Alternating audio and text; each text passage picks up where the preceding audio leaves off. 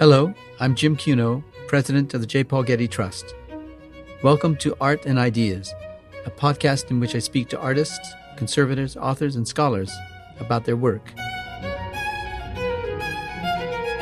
When I look at the law and also museum policy, it's just so close to conceptual art making. You have a lot of material and then you're just trying to define how it lives in the world. Except with the law, everybody agrees.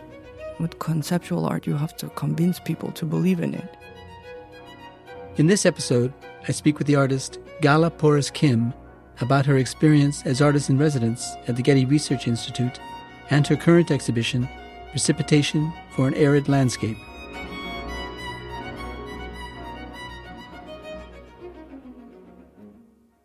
Gala Porras-Kim, artist-in-residence at the Getty Research Institute, is an interdisciplinary independent artist based in Los Angeles. Her work explores the social and political contexts that influence how language and history intersect with art. Her current exhibition, Precipitation for an Arid Landscape, is based in part on research undertaken while being a fellow at the Radcliffe Institute for Advanced Studies at Harvard University and as artist-in-residence at the Getty. It is organized and produced by Amant in cooperation with Cadist and is curated by Ruth Estevez and Adam Kleinman. I recently met with Gala at the Getty to talk about her work. Thank you, Gala, for speaking with us on this podcast. Thank you for having me. You were born in Bogotá, Colombia. Give us a sense of your background and your early experiences with works of art. My parents were both historians, so growing up in Colombia, they took me to a lot of historical museums. And I think that most of my early memories of dealing with art were at really colonial-style museums and back of churches, because in Colombia, the archives are mostly in the back of church. And so while my dad was working, I would just hang out with the painting part of it.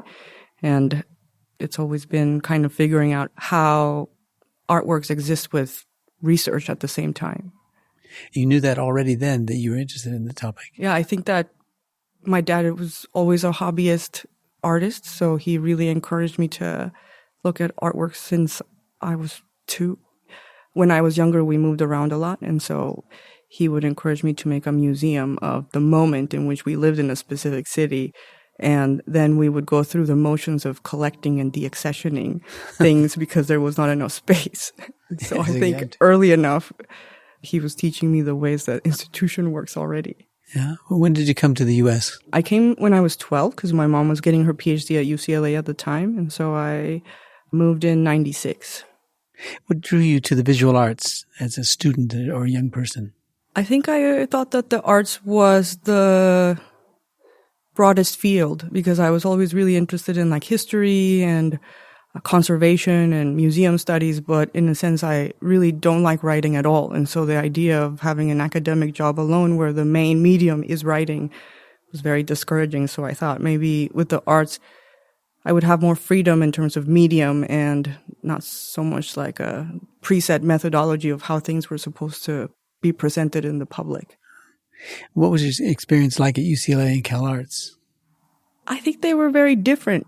I think with education in undergrad and grad school is a little bit different because at UCLA, you kind of get a sense of the different mediums that you could work in, like sculpture, painting, photography, because you haven't really decided which field you want to go into. You sort of have to study all of them to see which medium is the one that you like the most or fits better. And I think at Cal Arts, it's mostly like a conceptual frame of mind. So once you have all of this material study, then you can decide what is your work about. And so in a sense, it's more like beyond the material making of something, what are you going to make work about? And so the different focuses of the schools were really complementary to each other. Mm. What artists were influential in your early work? I think the artists that I work with at Cal Arts were the most influential because I think maybe it was the beginning of figuring out what my own practice was going to be like. And I worked a lot with Harry Gamboa and Michael Asher and Charles Gaines. And so those, I say, would be the ones that I really looked at the way that they thought about their subject and the way that they lived their own life and how they interacted with their students that I wanted to sort of follow. Do you consider yourself a graphic artist or a conceptual artist? Or is there a distinction between the two? I think I would say that I consider myself both, because the idea might start with a conceptual framework, but in a sense, I feel like I'm still attached to a material manifestation of a work. I think at CalArts it was a very immaterialized because it was very conceptual focused. But in a sense, I always thought that would limit the public in which my work could reach. And in a sense, I wanted, honestly, to have my mom bring her friends and be like, I understand something, instead of not being able to see anything at all. How was it that it was so conceptual at CalArts? What do you mean?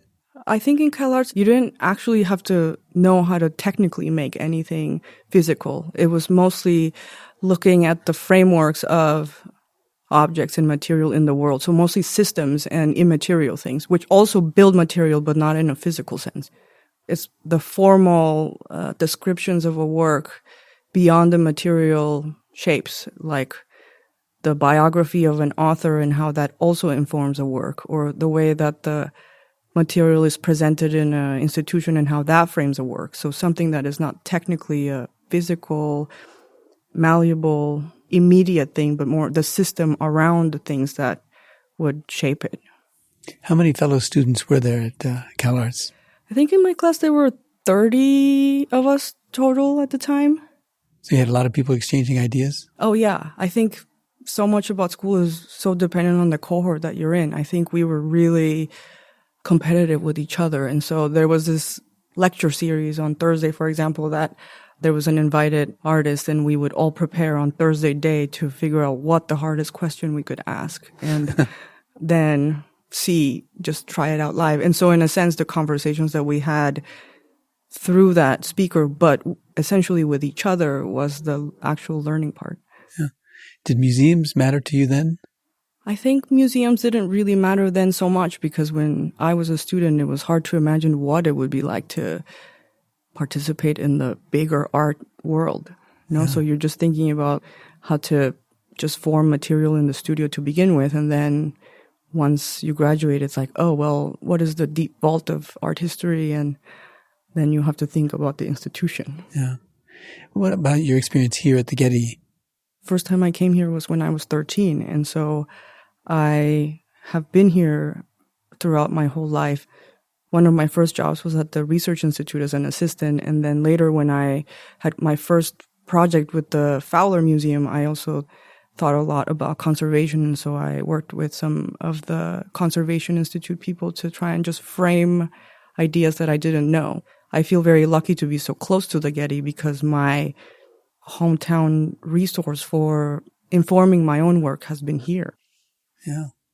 Now tell us about your experiences at Harvard, where you were a fellow at the Radcliffe Institute for Advanced Study.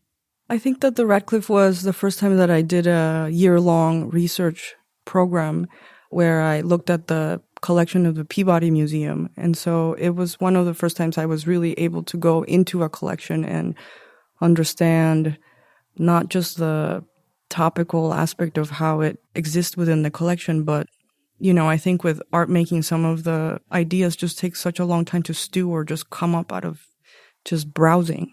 And so the longer you can browse, the more subtle connections you can make with the subject. Yeah. Now, the Peabody Museum is an anthropology museum, right? Right. How do they have such a program? Or did they just open their doors and you walked in? The Peabody collection is, because it's a university museum, it's supposed to be a research institution. And so it's available for students to go and look through the collection. And I don't know if they have anything you can't see, really. And so as a research institution, it was open for me to ask for a lot of information about the specific objects that they had from Chichén Itzá. They have the main collection of objects that were dredged from the cenote at Chichén Itzá there, which were the ones that I was looking at the time. Mm. Did you go in looking for them, or did you just stumble upon them while you were there? I knew they were there because it's one of the most important Latin American collections in the U.S. And at the time, I was looking at how regulation and law shapes the way that objects exist in collections. And the Peabody having objects from Chichén Itzá, so much of the way that they got there was through these legal moves that this guy, Edward Thompson, did with the director of the Peabody. So I really just went reading their mail for most of the year, really, to just sort of understand how it was that they went from one place to the other. when I look at the law and also museum policy, it's just so close to conceptual art making. You have a lot of material and then you're just trying to define how it lives in the world. Except with the law, everybody agrees. With conceptual art, you have to convince people to believe in it. But specifically, what was interesting about that project was that those objects were votive offerings to the Mayan rain god. And now that they were in the Peabody collection, because of conservation, they were in the driest place possible. And so the idea of something that is meant to be submerged in water now being in the most driest place was kind of something I wanted to look more into. Now, you made a number of works based on museum collections by drawing them and mounting them on canvas. What prompted you to make them that way? I think drawing as a medium just allows for a very slow understanding of an object. It's kind of a way to slow down my own time because my attention span is so short that with drawing, I really have to slow the pace of looking at something. Photography might be quicker, but the way that I can understand an object by staring at it for so long, I think it's a specific type of learning that you can't really get through reading about an object. Did you draw at the Peabody itself, or did you draw in a studio? Because of COVID, I ended up having to change the way of working. I was originally going to draw them there, but then the ones that resulted were from the online catalog. And so the project became something about the process of cataloging and photographing an object when it's not accessible to public live. Mm-hmm. Now, you were attracted to the history of colonialism. Why does art help you in this work, if it does? I think colonialism is a very big word, and it really manifests itself in so many different ways we might not be able to see even. And so I think through art making, I want to see how the things that I experience in the day-to-day in a collection or something not necessarily exist in the what we think colonialism is in the historical past, but like a version of it that is invisible. And we might necessarily not be able to cancel it altogether, but how to address it so it's not pretending like it's not there. Were you aware of it when you were a child? I definitely was aware of colonialism as a child because my dad taking me to all of these archives for super Spanish colonial things. And so all of the documents that he was reading were mainly just Spanish accounts of the colony. One of the more clarifying moments I had was when I went back to school at UCLA after CalArts to do a MA in Latin American Studies. And at the time I worked with Kevin Terraciano, who was writing the history of the colony from the indigenous point of view. And so in my mind, it was like, I can't believe that I didn't even think that there was another version of the history of the conquest that came from the indigenous point of view. It's so clear that it's two sides, and the fact that I didn't see it made me worried. Worried about what? Worried that there was so many obvious things that you couldn't see. Uh-huh. Now, you gave an interview where the interviewer asked you if you were advocating for the rights of the public or of objects in your work. That struck me as an interesting question. I think that the object is just material to really take into account all the stakeholders that might have on that material that might not even be alive today. So I think that when looking at an object, you really take into account not just the public that lives with it, but also any other public that might have seen it in the past, or the author of the work, or the person who thought that that material would do something in perpetuity. So in a sense, it's not thinking about a specific object or a specific public because each object has such different circumstances for it. Who should govern access to works of art? And on what terms should they determine such access? That depends on what the work of art is. I think that if it's an antiquity or a contemporary work of art, the access would be different. I think that with antiquities, the public that's meant to look at it varies so much, whereas with contemporary art, it's easier to see who that public might be. And so who should govern it depends on who was meant to look at it to begin with. Does it matter whether the works or cultural phenomena in question are transboundary structures or in structures in danger? Again, I think that it just depends on the specific object. Each one has such different circumstances in which it was made that would determine how it is that they might be dealt with or who has access to it or who takes care of it. Because I think that maybe what I like about looking at collections is that it sort of levels out all of the things inside of the building when each one of those objects inside of the museum have so many different circumstances that are almost impossible to keep track of. And so whether a work is endangered or crosses boundaries, you'd have to think through so many contingent things, like, was the original country even there when that object was made? Like, does the state that an object is returned to going to be able to care for it or not? Should the object be existing to begin with or not? There's so many different circumstances to take into account. What about the difference between works of art and human remains in terms of access, in terms of governance of the purpose of the art? I think about this question a lot because they are parallel but not the same. I feel like when I make a work, it's kind of like my baby. You know, a lot of my work stems from a worry of what is going to happen to this work when I'm not here. Like, who will care for it? Where is it going to be shown? Is it going to be at the thrift store? And can I pick which thrift store it's going to be at? But I think with a body, since we don't know what actually happens in the afterlife, I would choose to plan for all of the possibilities of that original person and what their beliefs for their own material was, you know? I think that it changes so much culture by culture. You know, I just came back from studying the mummies at the British Museum, and because the Egyptians planned for their afterlife so hard, they literally live longer because they're on view in our minds everywhere else, whereas cultures who might not have planned for their afterlife are not here anymore in our minds, in the institutions or in the books, or really not so much. It's interesting to think about how the regulations over different corpses or mummies or dead people changes over time, or country or institution, really. When I was making a project for the Sao Paulo Biennial, I made a work with the oldest mummy in the Americas, which was Lucia, called Lucia. Somebody named her Lucia. And I was talking to the national coroner of Brazil about when a dead person becomes old enough to stop being a cadaver and start being an object in a collection, no? Because the regulation actually changes. Cemetery rules versus mummy rules are different. And so I was just thinking, like, freshly dead people have different rights than older dead people. And so he went and gave me a 5-hour lecture on just the updating of Brazilian law and how it changed over time. And so it was just interesting to see how, like, people's material changes just in every country and institutional policy over it. Yeah, that's a strange concept I've never thought before, is that the mummies have a different sort of standard of a dead person. Yeah, like a fresh dead person would never be on view. You know?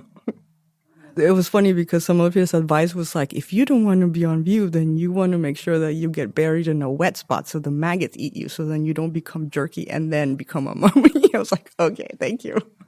Keep it in mind. Yeah. Tell us about the museum in Brazil. Yeah. The project that I did with the museum in Brazil was with the Anthropology Museum in Rio that caught on fire. And so I was thinking about Lucia, the oldest mummy in the Americas. And so I was thinking, like, if that was my mom, what would I want for it? Or what would she want for herself? No. At the same time, I was thinking a lot about deaccession and different ways of deaccessioning that are not through regular policy. And so I thought that since the fire that burned most of the museum actually burned 20% of Lucia, that could have been a way of deaccession through cremation. And so the letter that goes along with this napkin of ash that I collected after the fire, I was thinking about this ash being like a cinerary urn and the fire being just a way to escape the museum that is not through deaccession policy. What's the fate of the museum now? How is it? I don't know the whole museum, but I know with Lucia, they collected the 80% of her body and they're trying to put her back together. I think that with those works, I don't actually know which way is right or not. And so I think that's why I want to make works about them, because there's no resolution. This actually feels right both ways. What do you mean? Feels right to try and preserve her historically, but feels right to burn the rest of her body to make her not be there anymore. So the name of that work is leaving the museum through cremation is easier than through deaccession policy. It's terribly funny, but sad in the same respect. Because it's funny and sad at the same time. Yeah. Now, you're an artist in residence here at the Getty. What's your project? I actually have been at the Getty for 2 years now because of COVID. And so my original plan was to come look at the Stendhal archive because you had just gotten the papers for the Stendhal archive. And at the time, I'm looking a lot about just art and law and regulation of West Mexico ceramics in the U.S., etc. Not necessarily really have a project in mind, but just browsing, same as when I did at the Peabody. And also I wanted to spend a lot of time in the Conservation Institute because a lot of the museum policy is framed around material conservation. You know, like how can an object exist is really contingent on material preservation. But sometimes it's difficult to think how a scientific method could be overlaid over something that's a cultural object. That might be changing. Maybe the contextual function of something might be more important than its physical quality. For example, if something is meant to be decayed or submerged in water or exposed to acid, that goes so much against conservation methodology, you know? And so I was just coming to browse most of the time. And I was thinking about different ways that a specific subsection of the collection, which was supposed to have a infinite function. Like in the past, there was an object that was never supposed to stop doing its original function, like donation to a deity, it's supposed to be forever. And what happens when now it's in a collection and that function is still ongoing within the museum, and how through fragmentation, there could be a way in which that original function might still be able to be recaptured. So, for example, if collecting dust from an object that's meant to be buried and then burying that dust fragment, however minute it might be, would that still be enough to like reconstitute some original function and not get in the way actually of the day-to-day working of the museum? So it's just finding how these reconstituting of original functions might not interfere with the day-to-day of the museum. Now, your fellow scholars come from all over the world and they spend a year here working on some project related to the theme of the year, and the theme this year is a fragment. Has your being in the company of these other scholars changed your work and your thinking about your work? Once we started coming to meet in person, I think that my research really changed, because to browse from the collection or to browse from your cohort's mind is so different. And so I think that listening to the lectures that my fellow scholars are giving has completely changed the way that I've been looking for what I thought I wanted to see. Since we all share the same theme, it has been really eye-opening because I'm not an art historian. So how different scholars see different forms of dealing with fragmentation, because it's basically how to build a historical narrative from not a whole anymore. And so I have learned so much about how, for example, the fragment of a holy site, once transferred to a museum, actually turns a museum into a new holy site instead of the other way around, or how to reconstruct Palmyra when Palmyra was already fragmented. And so in a sense, it's just these very philosophical questions that seem practical, but it's almost impossible to actually do these things. And what I'm doing now is just laying up a lot of new ways of thinking about collections, fragmentary collections. I mean, even dust is a fragment, which I can implement in like future projects. As an artist, I think that maybe one of my methodologies is always just to be around people who do a lot of research in the subject I want to make work about, because there's so many experts who spend and devote so much energy in that specific research, and you can just drop in and they tell you what is interesting about their work. And so in a sense, it's really amazing just being around them, because it's basically just taking a lot of notes and inspiration from the fellows and future works that might come. Now, you work in a studio that the GRI provides. What's in your studio now? If we were to walk over to your studio, what would we see? A computer. A computer. I have my studio in South LA, which is the dirty, practical one. It's a 1920s brick building that used to be a bank, and it feels like it's messy because, you know, I make large graphite drawings for the most part, and I would say that it's covered in graphite all over the place. And here's the slow down library style one, which I like very much this way. The studio at the GRI is really to slow down time again. You know, art life is just so fast and complicated that it's difficult to find the time to actually go into depth and read and just understand catalogs, or just spend an entire week looking at TMS, which is a cataloging system. And so it's really just like a office in a library.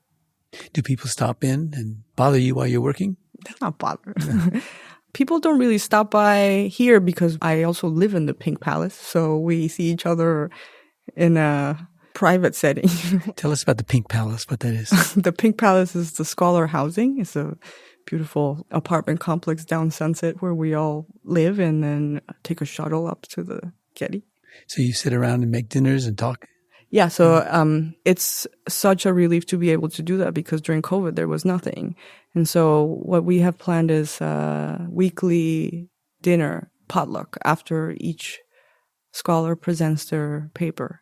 And so whatever the theme is, then the potluck follows the same theme.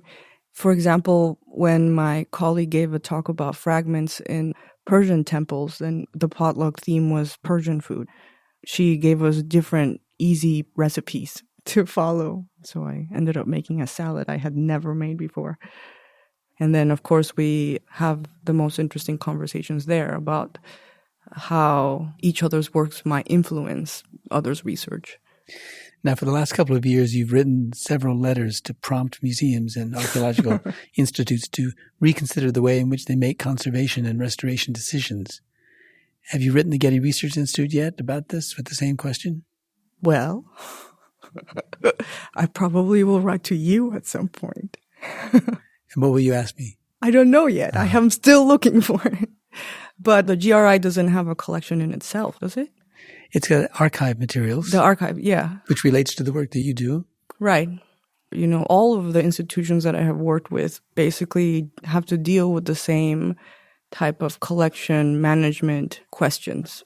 And, you know, many of them are, of course, about that specific subcategory of objects, which is still functioning in some other capacity. And now it's on view or in the storage of a collection, and what to do about it. I don't have an answer.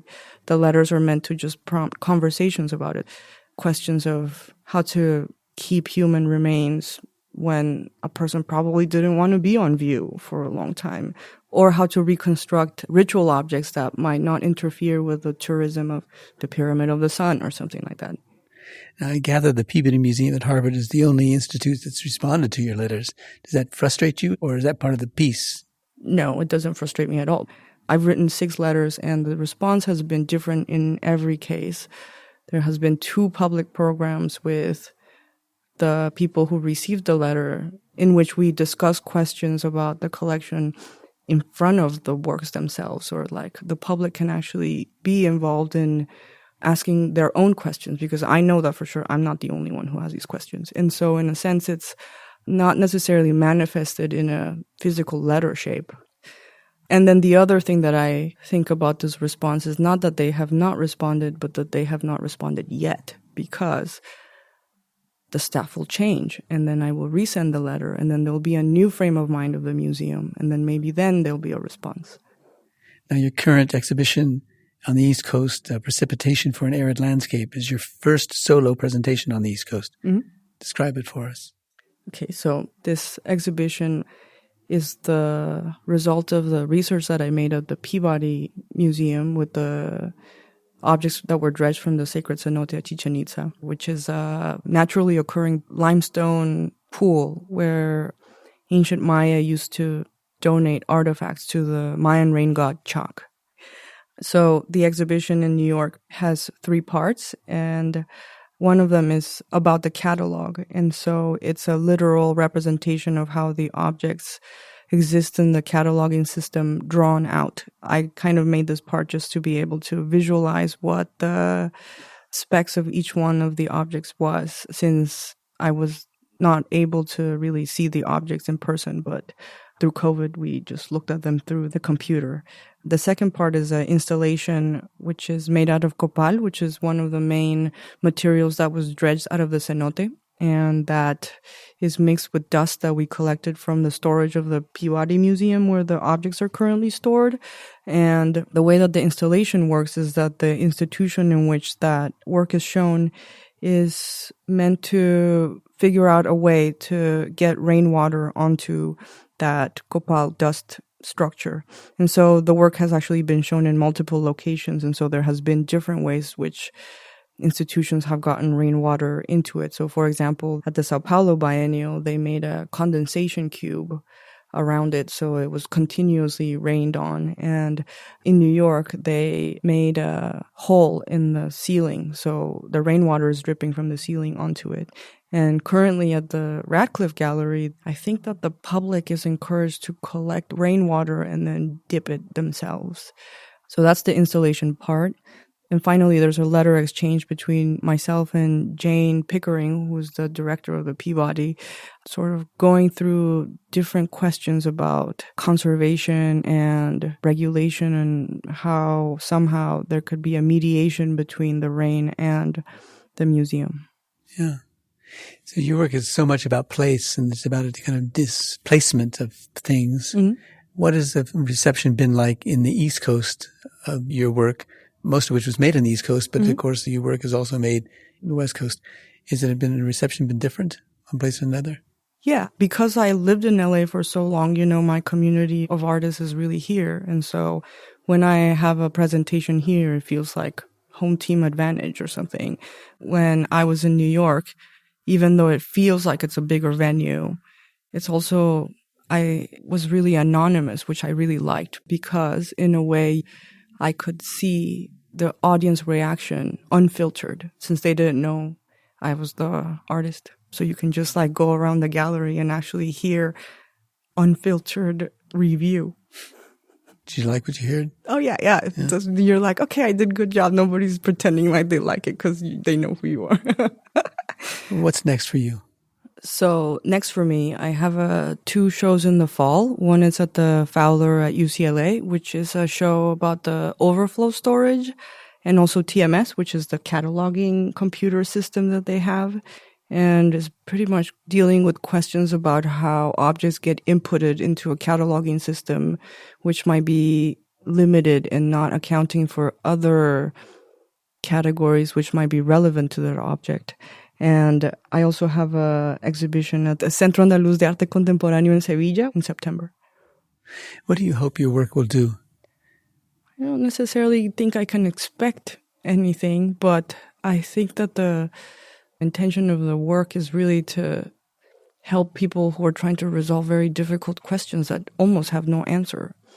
But I think a lot of the museum people are just kind of stuck in ancient methodology of the museum. They inherit regulation and ways of practicing that they don't believe in anymore, or might not be updated enough. Or, of course, there's no deaccession policy. Nobody can talk about deaccession at all. And so, in a sense, it's thinking about the public expectation that a museum can actually care for the collection the way that we think it can be cared for is impossible. Because, I think that the way that people are talking about these subjects now is so polarized. It's either destroy the museum altogether or not dig anything up at all. I'm trying to resolve some of those questions myself because I can understand that the museum comes from a legacy of colonialism, but I also love going to the museum. So in a sense, I learned so much from it. I would never have seen or formed my own frame of mind without going to one. Thank you, Gala, for speaking with me today. It's been a pleasure. You're welcome. Thanks for having me talk to you.